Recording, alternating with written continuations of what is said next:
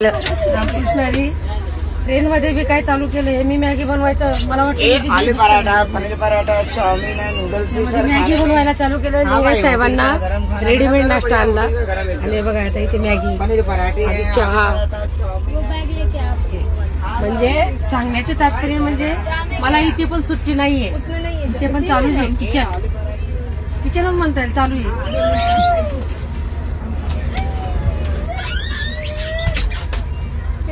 मध्ये ते दीदीने बॅग घ्यायला आली म्हणून जरा आडवं आलं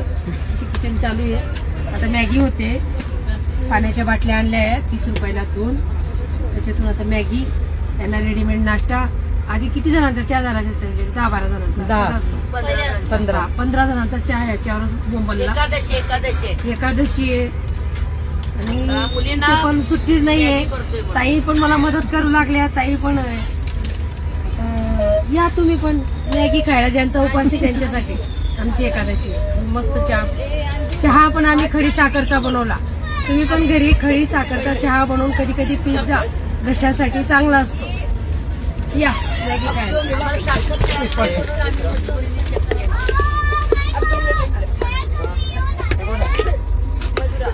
झाली